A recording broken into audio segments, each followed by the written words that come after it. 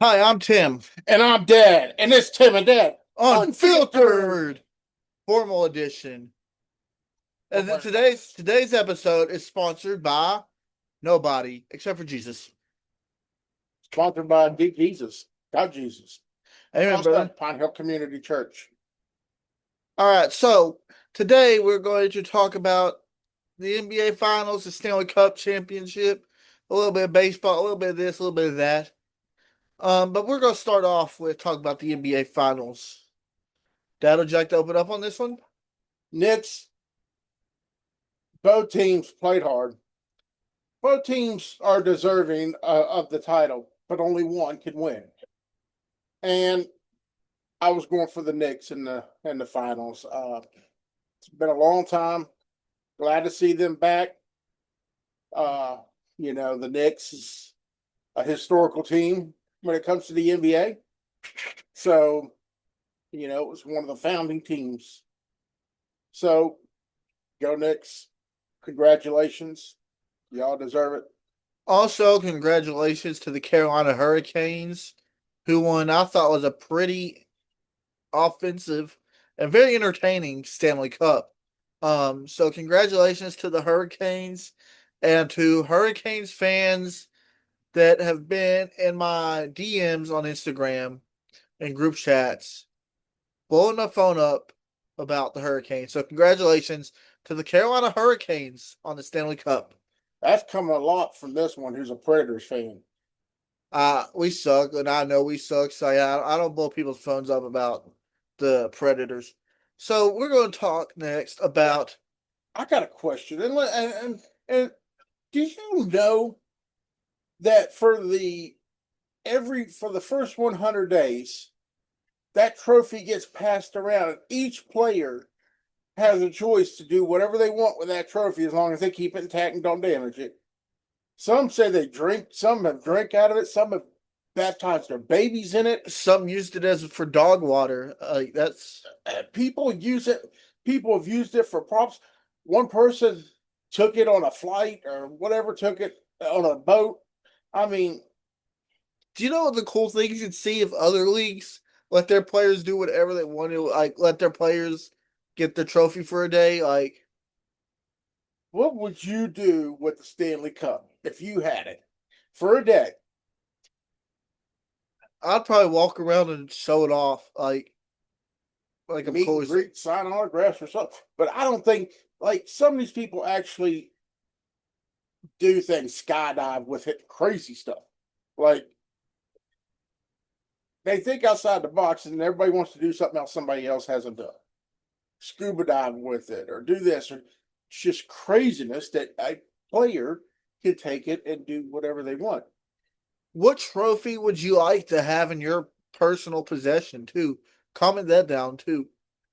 Definitely, if it was me, I love the MLB trophy with all the flags and things. I've always loved that trophy. Um, It for I I sorry. believe the Lombardi Trophy is significant to football, and I kind of like the old NCAA where they had the crystal ball. I don't as much like their new trophy. For me, I'd probably have to say, um, the old like whatever it was the Monster Energy NASCAR Cup Series. I'd probably have to go with that trophy with where they had the tracks, like the outlines of the tracks all put together into one. I'd probably go with that Oh, one. that monster! Yeah, that was a big trophy. That was That's great. That is still the trophy. is it really? I Yes. thought they got a new trophy when Monster quit sponsoring. No. Never mind then. Um, so the next And the trophy before that was the two checkered flags that came around. Uh, it's still a nice trophy. the basketball championship trophy is a beautiful trophy as well, and not take anything away from it. That's a huge trophy. Yeah. So I mean, there's a lot of every sport has a beautiful championship trophy, but I just think it's neat and it's well, I don't know if I say neat. I just think it's different that NHL lets them take it. Each player take it for a day. Yeah, that's something cool. Players get the memories they make by having the trophy with them. We're gonna be right back on a quick break. I'm gonna pause this so it won't be a break for y'all. Next, we're going to talk about the most watched tournament and probably the best tournament in all of sports. The FIFA World Cup. USA, USA, USA, USA. USA. All right. So And that's why I'm holding the soccer ball. um, some of the Cricket soccer ball. did you just get hold of cricket? Since my grandkids soccer ball. Oh, I thought you said cricket or sorry.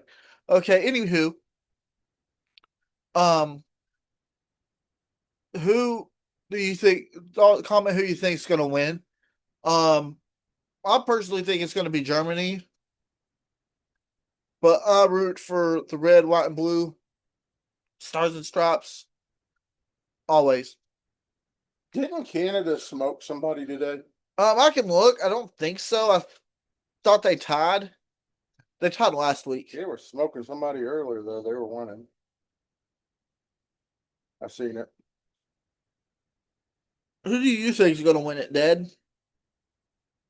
As I really am not a big soccer or football. They Football. smoked Qatar. Yeah, that's what I thought. Um, a soccer fan. Um, I just root for USA to go all the way. Always. Always USA. Yeah, so I think, like I said, I think the way that Germany beat Cape Verde, I don't foresee anybody beating Germany because that was the most dominant win.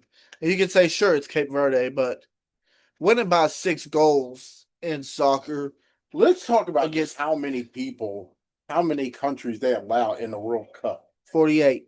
This is the first time allowing this many countries in there. But that's like some of them, I think they used to have to qualify to get in, right? Yeah, you still have to USA's qualify. missed out on the qualifying. You still have to qualify. It's just a lot easier to qualify in now. Yeah, because the USA has missed out. Yep. 2018 in Russia. Yeah. So, um, I don't understand how the USA cannot be. We are the number one country in everything. We football, basketball, women's soccer, women's basketball. We're gold medalist in hockey now, baseball and softball. It's just once the men's soccer team figures it out, then it's going to be pretty fun to watch. I think they got the right coach for it. Just the players have to put it together. So, as far as that goes, go USA. Now I'm going to flip the subject to vroom, vroom, NASCAR. NASCAR. Hey, another right turn, left turn. Well, this week there's going to be right turns too. So this week it is right turn, left turn. They're racing at Coronado. I think it's their version of the Freedom 250.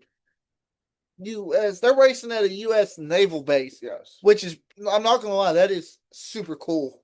Yep. That they get to race at a Navy in San Diego. Yeah. Yeah, you Coronado Naval Base. You can see the ocean as you're driving by.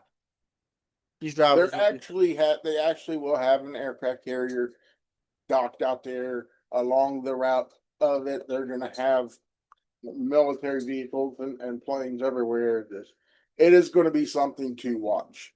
First time ever racing on a military base. Probably the only time they'll do it too. Because I don't think it returns expensive. I like the idea. I'm not a fan of road courses. I think that NASCAR has way too many. Having 2 or 3 is fine. But once you start getting 5, 6, 7 of them in there, I just that's too many. Yeah, they used to do just Watkins Glen and Sonoma for so long. And then after they added the Roval, they just kept adding them, and it was just like half the track is road or half the schedule is road courses, and it's just you're taking away from those tracks like the Darlington. Darlington only had one race at the time. You're taking away from tracks like Dover, New Rocky Hill. Hampshire, Pocono, and these short tracks that they're trying to get into the series. So I'm Look, I'm a fan of having you have Talladega and you have Daytona for super speedways, which they now consider Atlanta. Atlanta super speedway race. Even though that Michigan's a 2.5 mile track, it's not considered super speedway because it's flatter bank. Bank. That's what makes it super speedway because they can maintain that speed. Um, so I'm okay with Bristol being on there as a. I dog going crazy. We're gonna take a quick timeout. Shut up. It didn't pause. Oh, never mind. Okay. We're going to take a commercial break.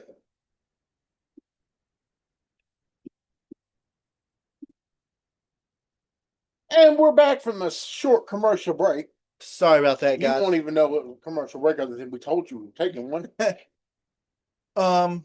So Sure, so sure.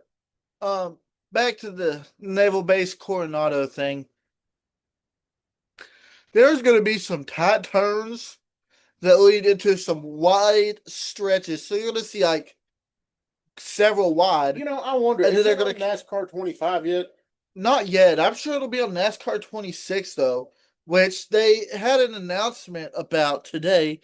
I will tell you what the announcement is. Yankees have lost. That was not the NASCAR 25 announcement. I'm an Orioles fan. Yankees.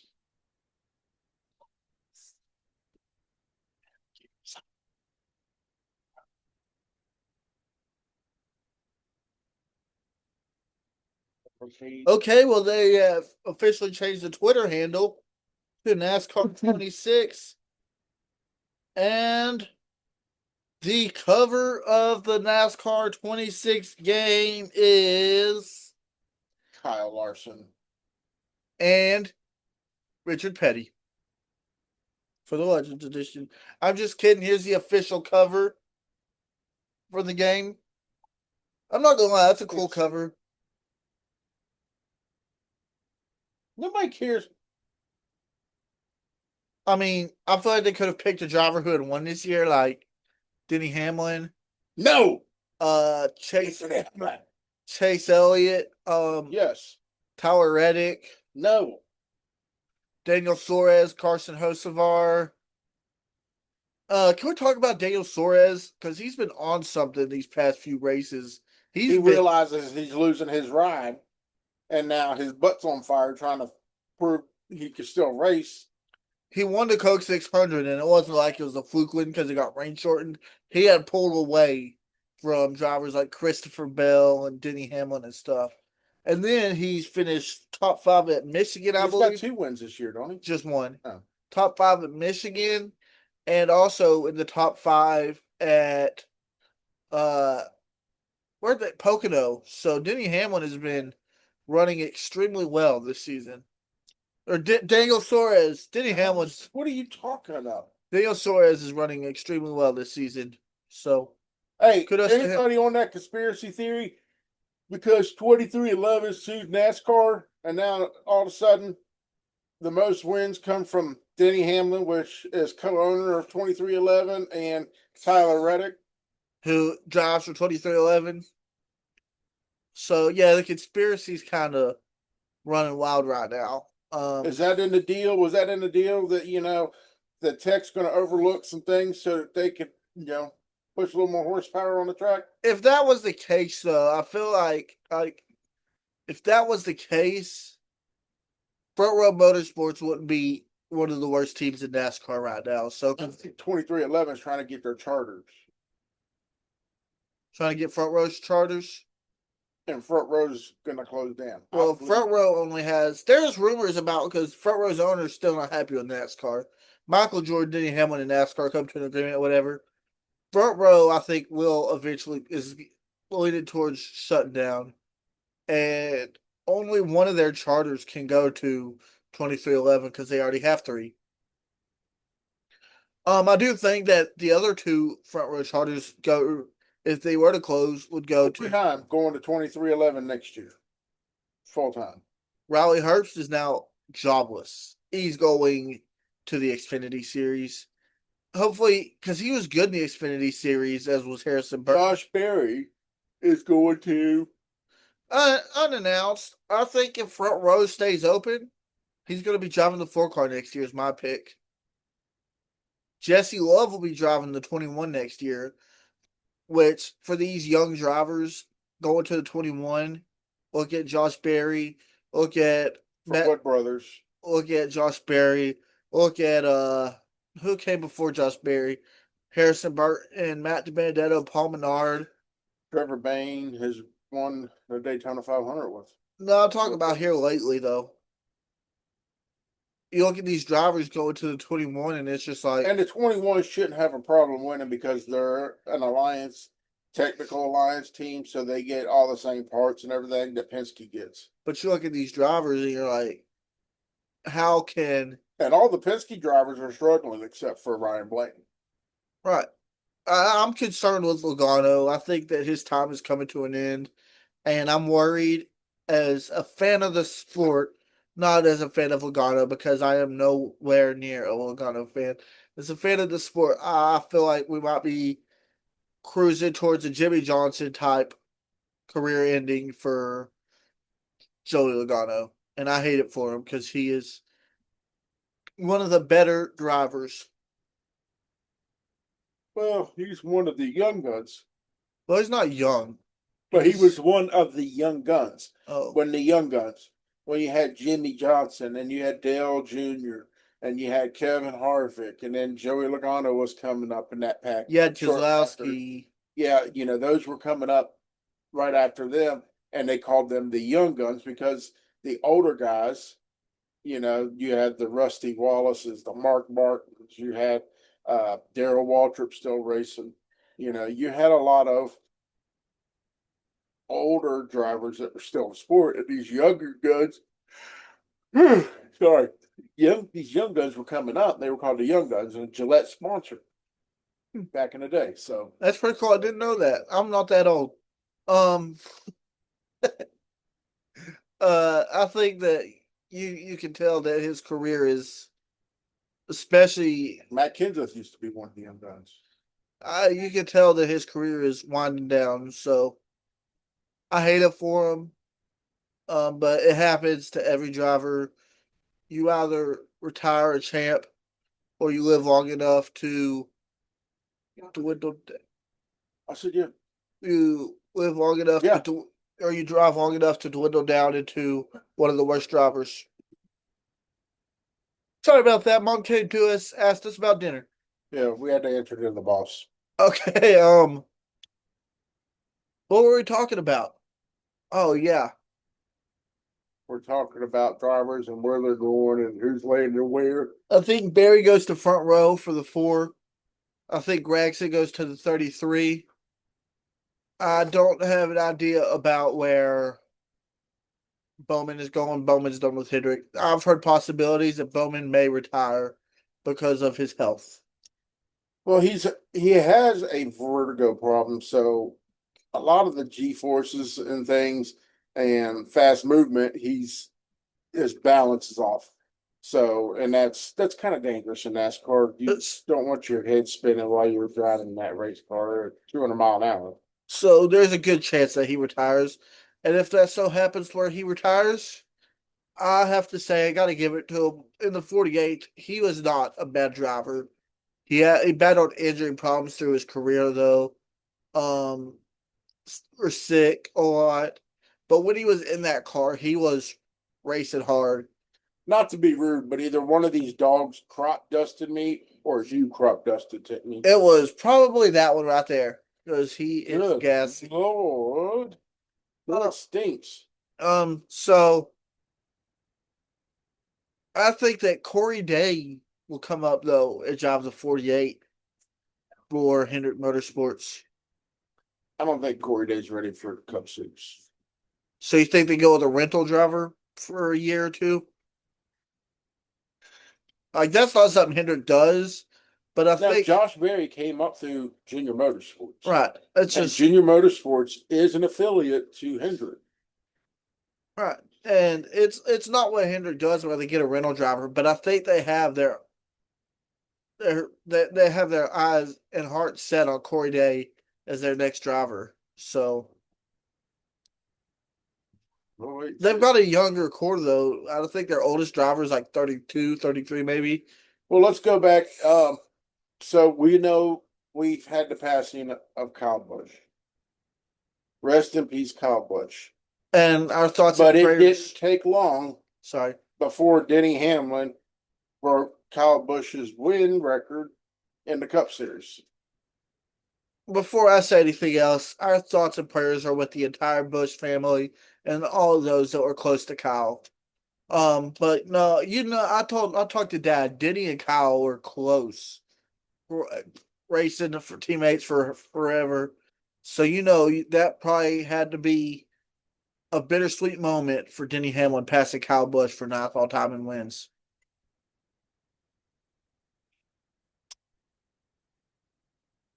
Yeah, we'll see. Definitely going to be a first ballot Hall of Famer. If they don't put him on the ballot this year, he'll definitely be in next year. Chase Elliott actually took his name Yes, off the most popular driving voting. And I think as long as Carson he pulled his name out of the running for the most popular driver award. He's won it 9 years in a row. I think if Carson Hocevar does the same, the Kyle Busch is going to be your winner at or your most popular driver award winner, just like his dad did for Dale Sr. when he died. It is crazy the similarities around NASCAR between the Dale Sr. and Kyle Busch death. Like the weather, the morning. It rocked both of them because they were both really, I mean, Dale Earnhardt was booed and hated, and people didn't love him until after he died. He still had it, but he had a loyal fan base and a strong fan base. But Dale Earnhardt didn't win the most popular driver. Bill Elliott won it how many years in a row? 16 until he withdrew his name so that Yeah. And then he had to withdraw his name for Dale Earnhardt to win it. So, yeah, Dale Earnhardt was a monster figure on the track in NASCAR. Dale Earnhardt Jr. did not have as much of the success that his dad had, but he was a monster figure in NASCAR. Kyle Busch is a monster figure in NASCAR. He has the most wins in the top 3 series of any driver, including Richard Petty. including Richard Petty, surpassed Richard Petty by far. Only driver to have over 100 Xfinity wins.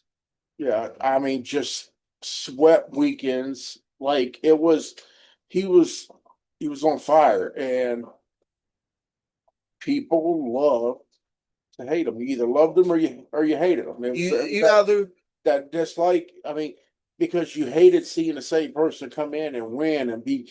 But Kyle Busch was cocky about it, and that's how he got that rowdy name because he was just cocky and he accepted the bad boy mentality. And he had fun with it too. And he has fun with it. When he won at Bristol and he got up there and everybody's booing him and he's doing like this and then does a signature bow.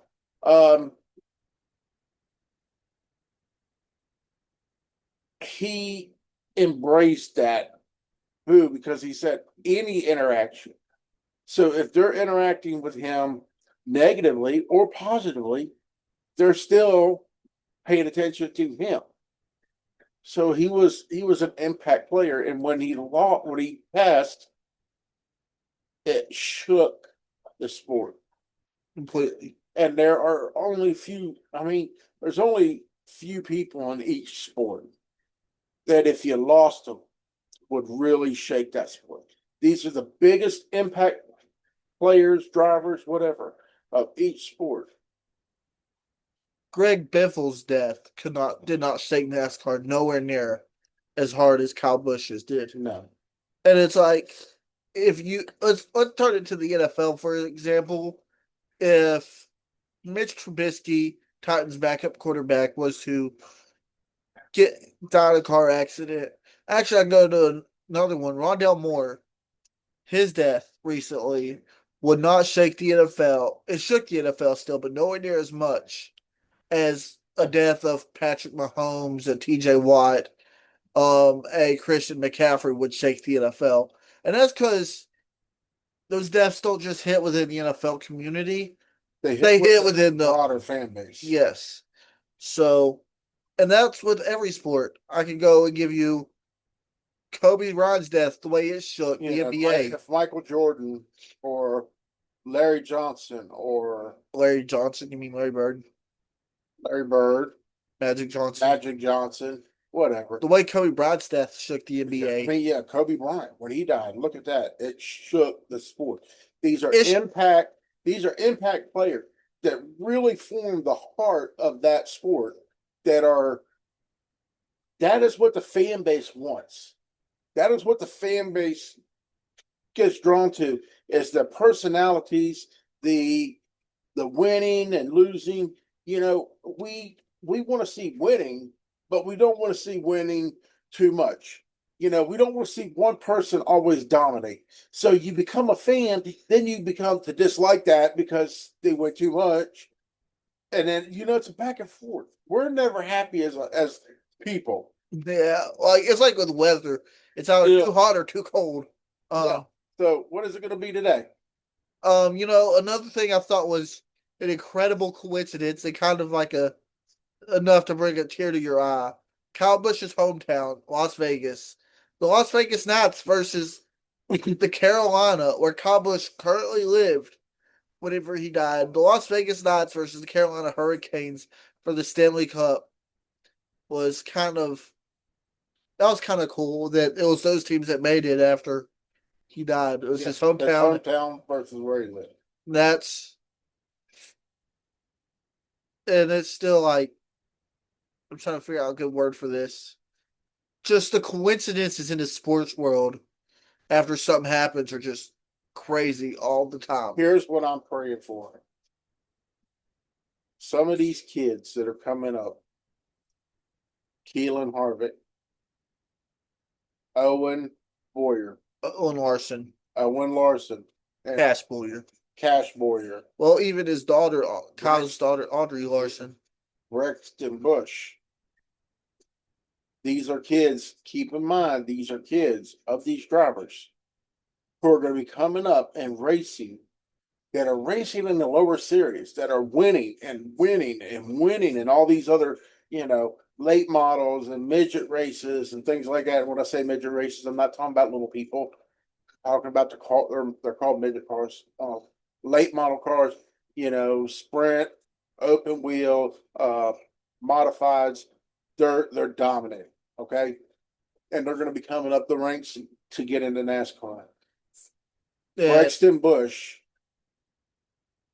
leaned on his dad, Kyle, and he leaned on him to mentor him and teach him.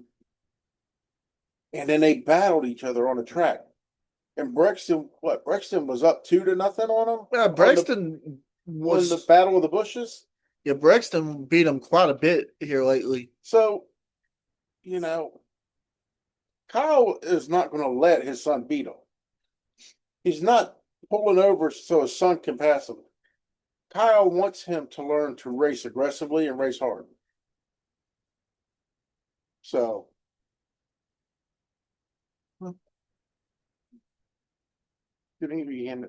so with that being said, you've got all these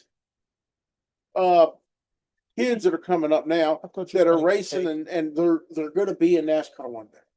These are going to be the future of NASCAR.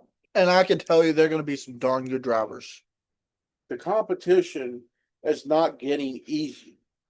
It's getting harder because these kids are starting to drive go-karts at 3, 4, 5 years old. Like they're growing up. I mean, they're coming out of the womb with a racing helmet on. And they're all looking up to their daddies and be like, I want to be like my daddy, which a bunch of us. You I've also always got wanted. Wyatt Miller, that's Kelly Earnhardt's son. Yep. Jamie McMurray's son. Yeah. So they're coming up and they're coming up fast. So I wouldn't be surprised to see Braxton Bush running trucks here in 5 years. That's when Not far off, guys. And we're going to see some of these older guys. Like right now, you look at the older guys and you say, who is it? You still got Jimmy Johnson out there part time. You've got Denny Hamlin. You've got Joey. I can't believe I'm saying Joey Logano's old. Brad I watched him when he Keselowski. came up. The Brad Keselowskis.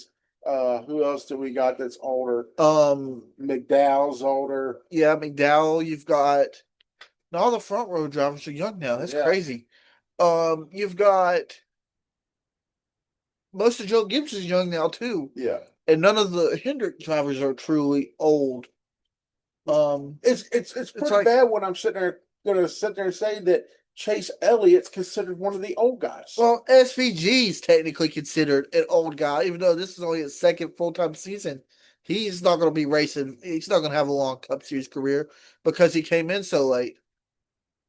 He's 36 now, I believe. So Yeah, so we got a lot of really young, and I remember growing up when I was growing up, NASCAR, you couldn't get into the Cup Series till you were in your 30s or so. You really had to work hard, and there was, then I think Jeff Gordon broke that era when Jeff Gordon came in and he was in his 20s. he was 20 because he was too young to drink wine at the ceremony. Right. So when he won a championship, he was 20 years old, and everybody's like, "Why is this kid in our sport?" It was a taboo thing, and now you've got 18, 19-year-olds. Now these drivers are coming in at 17 and 18, but they can't run super speedways until they're 18. Yeah, so like you've got these 18, 19-year-olds that are dominating the short tracks in the truck series. Carson Hocevar, Ty Gibbs. Ty Gibbs dominated short tracks in ARCA and ran a year in the what series? What Xfinity series, and was just like that up to Cup. And you get these younger drivers, Carson Hocevar, um, Christopher Bell was young when he came to the Cup Series. Austin Cindric was pretty old for a rookie, and so was Chase Briscoe.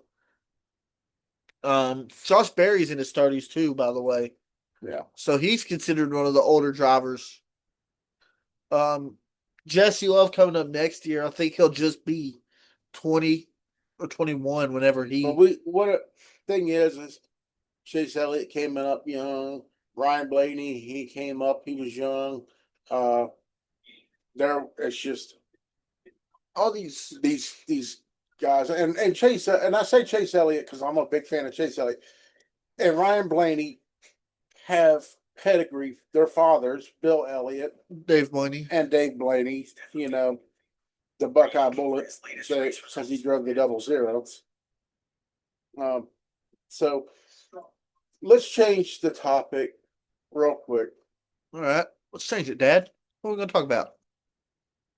Football season is coming up. I've heard this. We're in the middle of baseball season now. Basketball season just ended. And soccer World Cup's going on. Hockey just ended.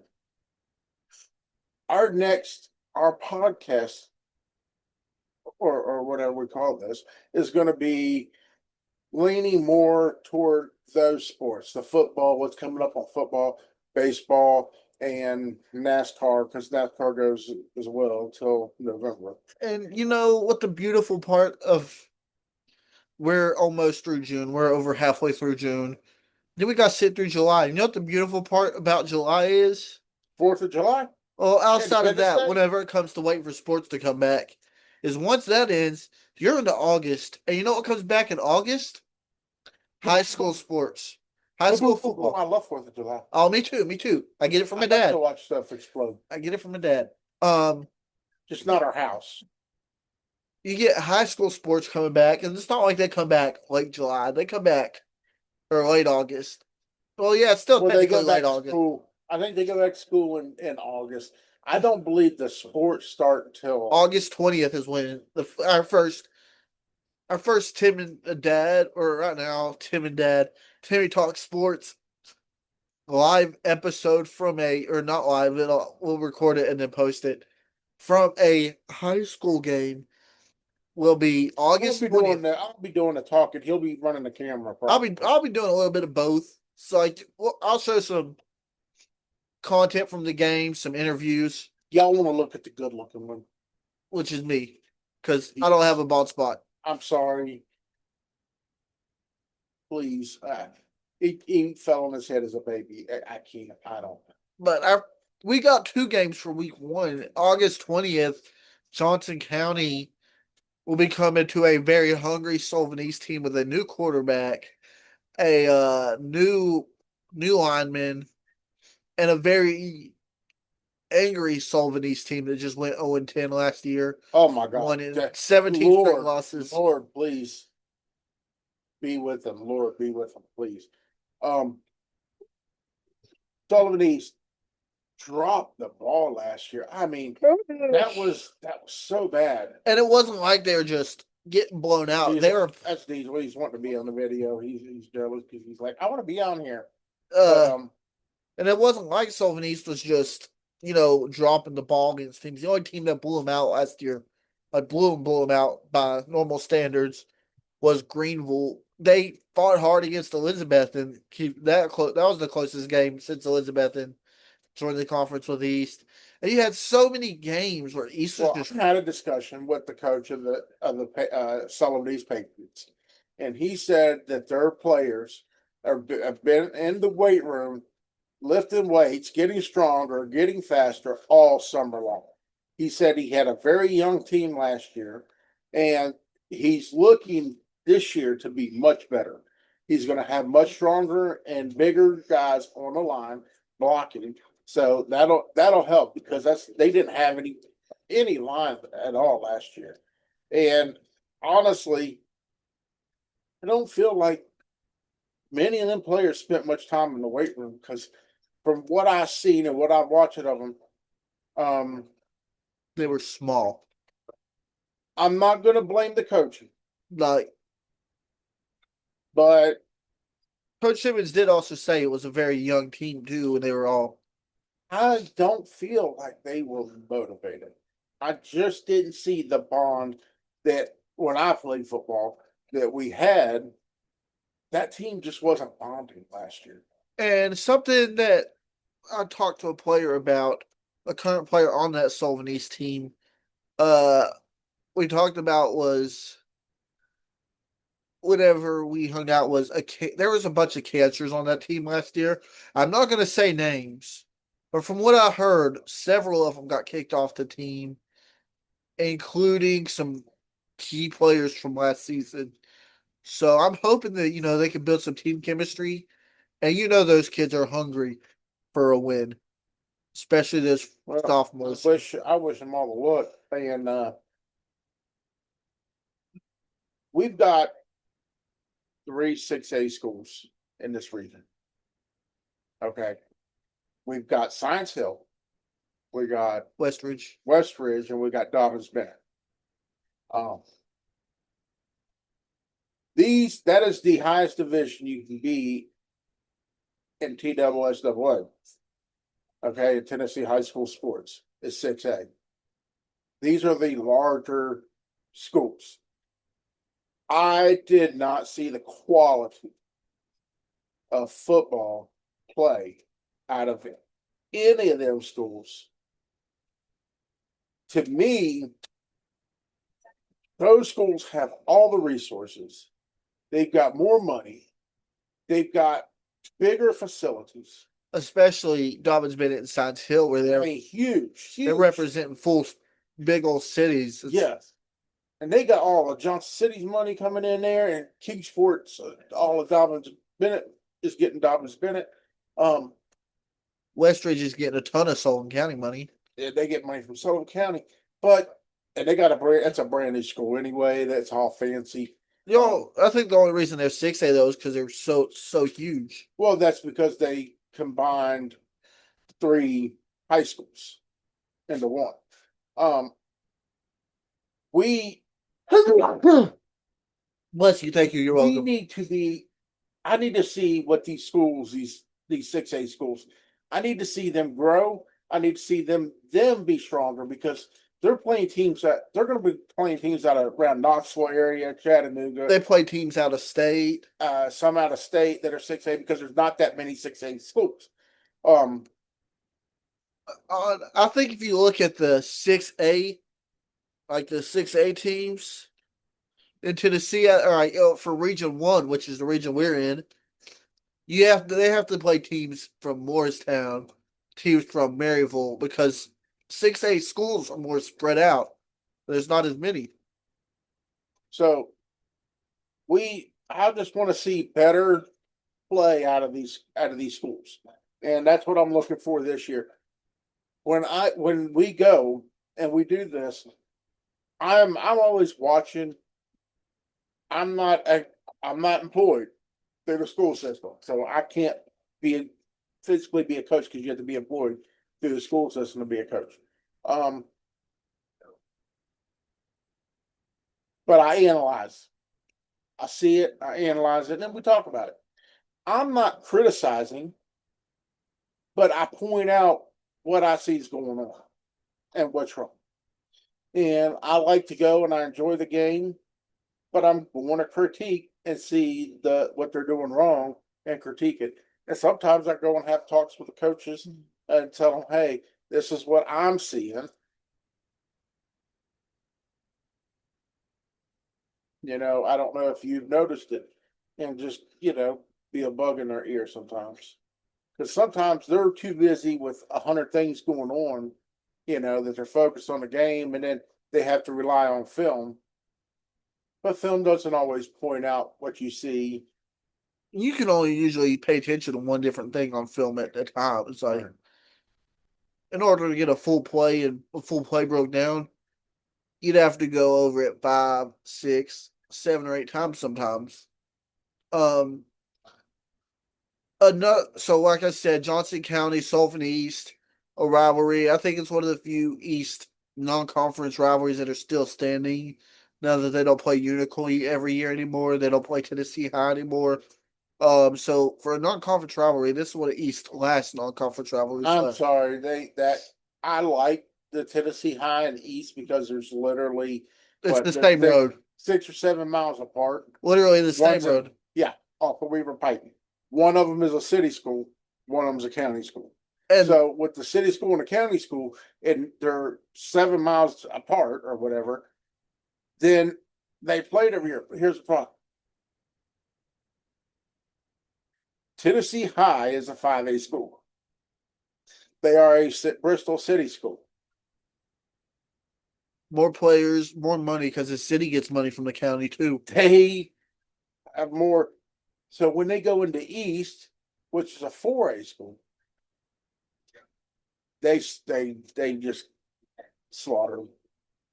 They are 44-0 or 43-0 against East all time in football. Yeah, East ain't never beat Tennessee High. No, so they have to stop it. They'll bring it back in a couple of years. They'll give it a break and then they'll try it again. And the East and Johnson County rivalry has always been fun. It's always usually outside of a couple years, outside of 2024 for East and 2025 where Johnson County blew them out of the water. This has always been a hard fought. Hold on, 2023 for East, 2024 for Johnson County. My bad. This has always been a hard fought game, Johnson County versus Sullivan East, where they fight. And in 2025, 2025 was close, but East was just bad. It was not close. Yes, it was. East lost by 2 yards. I got stopped down by two with a second. Did I say 2 yards? 2 points. They got stopped down by a couple with it was something goal, or they got within 10. It was in goal. So that was a close game. 20 now this game, East is looking for a win. And I think if they're gonna Timmy's not used to wearing suits or dress shirts and ties, so he's over here getting ready to take it off, and Diesel's hollering at us. Diesel, we're in the middle of something.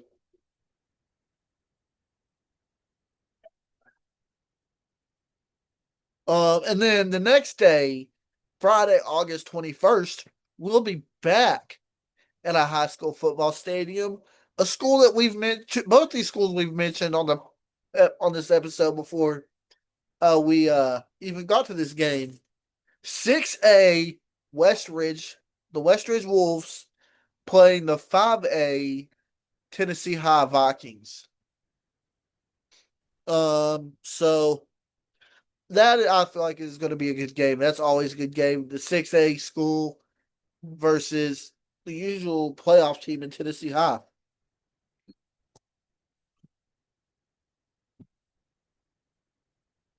So, well, I think we've kept you long enough. So 5 points, my bad. that, It was a 5 point game, not a 2 point game. 2 yards, 5 points. but I think we've kept you long enough. We want to thank y'all for watching Tim and Dad. Filter. Thank you guys. If you be sure to leave a like, comment about what you thought about today's episode. And Diesel. And Diesel said, if you're not subscribed and got that notification bell on, He said subscribe and hit that bell. We can't wait to be back and recording again. We're not able to record as much as we used to. He's saying subscribe, like and subscribe. But thank you, Diesel, for your input. But whatever we do, man, we have fun doing this. Something fun that I get to do with my dad, making memories that Dad will have forever. I'll have forever. Hopefully, I don't get Alzheimer's. But making gotta beat this cancer first. Making these memories that we can have as a family, and this will be up by Father's Day. So, I want to wish a happy Father's Day to all the fathers out there. You're welcome. Thank you. And a happy Father's Day to my amazing father. And I am so thankful. And I'm so thankful that I get to do this with him. We hope you have a blessed evening, day, whatever time it is for you. And good night. And goodbye.